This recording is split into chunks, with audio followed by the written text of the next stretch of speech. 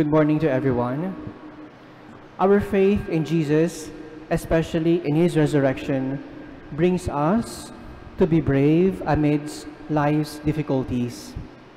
The apostles in the first reading are our example. They who have been faithful amidst persecution. Noong nakaraang linggo, nakita po natin ang takot ng mga disipulo sa mga Hudyo. Kaya nagsara sila ng kanilang mga pinto at baka sila ang isunod na ipako kay Jesus. Kaya nagpakita si Jesus sa kanila upang bigyan sila ng kapayapaan, kapanatagan ng puso. At mula noon, naging matapang na sila. Mula sa dilim ng kanilang pinagtataguan, pumunta na sila sa liwanag, sa mga pampublikong lugar upang ipahayag ang kanilang pananampalataya. Dito, nabahala ang mga otoridad dahil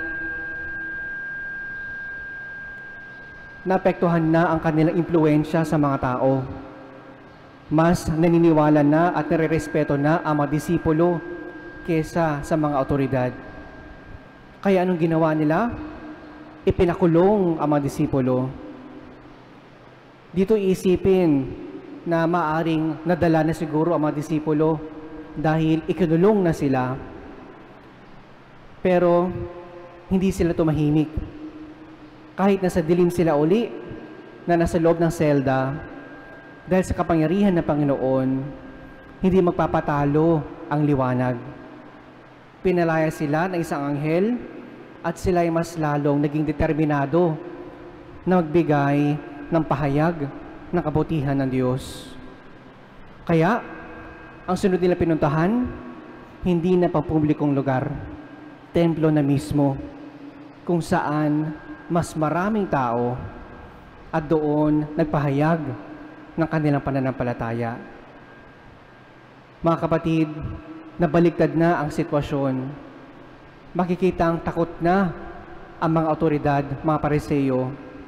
Kaya, nung kinuha na nila ang mga disipulo, tahimik nilang ginawa ito at walang puwersa.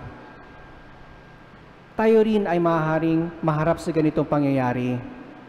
Tayo na nananampalataya ay tinatawag na ipahayag ang ating pinaniwalaan sa pamamagitan ng ating buhay. Faith lived out. Pero nariyan lagi ang tukso na manahimik lamang tayo o ang laging ginagawa natin ng marami sa atin, pinaghihiwalay ang ating buhay pananampalataya at buhay sa labas ng simbahan.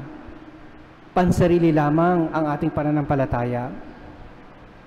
Ang ehemplo ng mga disipulo ng mga apostoles ay inspirasyon para sa atin upang ipahayag ang mabuting balita sa lahat. Kung tayo'y may pananampalataya, hindi tayo magpapadala sa takot. Kung tayo'y nasa liwanag, hindi dapat mabuhay nang tila tayo nasa dilim. Kung tayo ginagabayan ng Espiritu Santo, hindi tayo magpapadala sa uso o dahil ito ang gusto ng mga marami. Tulad ng mga apostoles, tayo ay pinalalakas at pinatatatag ng ating pananalig. Ating panghawakan ang ating narinig sa ating Ebanghelyo. For God so loved the world that He gave His only Son, so that everyone who believes in Him might not perish, but have eternal life. Tayong naniniwala at patuloy na naniniwala kay Jesus lamang, wala ng iba, ay magkakamit ng buhay na walang hanggan. Go, take your place, tell the people everything about this life, as we have heard in our first reading. Hindi sapat na sabing ako'y naniniwala lamang. Kasama nito ang aksyon, ang mamuhay ng ayon sa ating pinaniniwalaan. Ito po mga kapatid ang epekto ng ating pananampalataya. Ito ang tawag sa atin bilang mga apostoles ni Jesucristo ngayong makabagong panahon. Amen.